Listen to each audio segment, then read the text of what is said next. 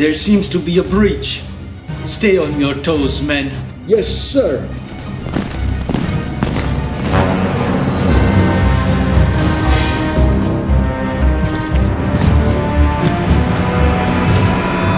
Huh. It must have been my imagination.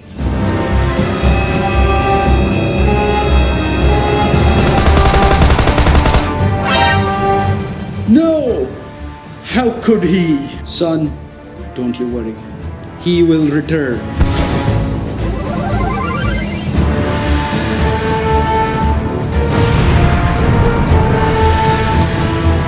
We were too late.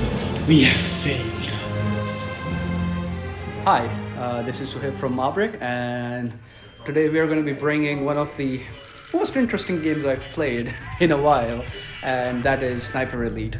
It's a game that is based on the video game series Sniper Elite, and the game itself is a hidden movement game which is played 1 versus 3, where one player plays the sniper and the other 3 players play the defender. This is a game that where a beginner player can also start, but people who are pretty regular at the board game, they're going to very much enjoy it because there's the competitive element to it that I don't think many of the board games provide. I'm not saying there aren't the board games that don't exist, but this one actually does a really great job at it, which is putting the player who's playing the sniper at the spot while other people try to find where the sniper is on the board, which basically comes all down to this board. Hidden movement aspect of the game is pretty simple.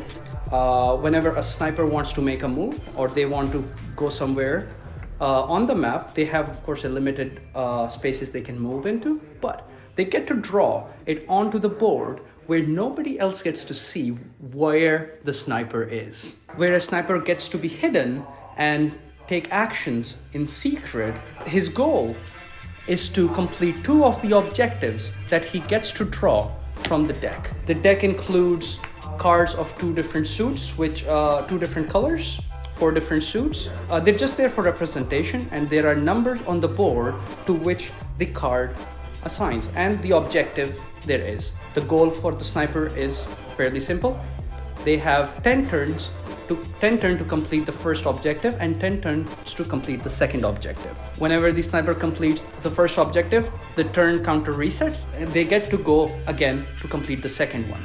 While sniper is doing that, the other players, the defenders that are playing the German soldiers, 1 officer and 2 soldiers per player, they have to figure out where the sniper is. And that is one of the more interesting parts for me because it becomes a deduction game at this point. The defenders have to use the clues given by the sniper or figuring out what the objectives were to figure out where the player is. And for defenders, it's their goal to shoot the sniper twice.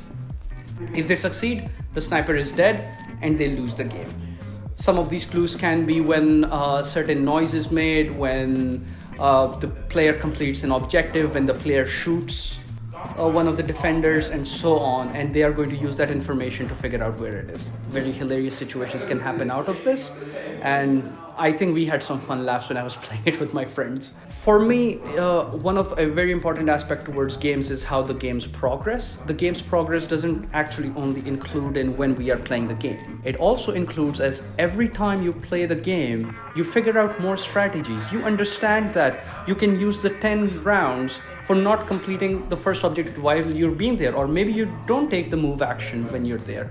There's the bluffing part of the action to it as well. Both defenders and the sniper, they find their new ways to trick.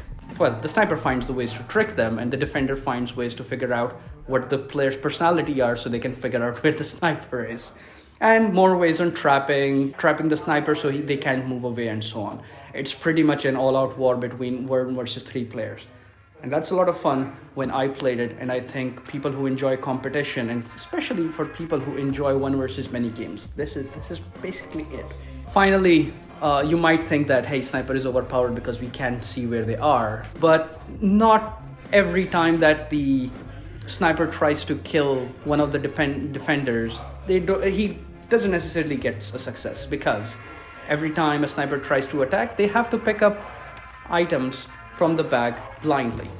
These are filled with 3 different types of tokens, which is a hit token, a noise token, and a recoil token. If the sniper doesn't get enough hit tokens, they basically miss and reveal their position, and that puts it into danger.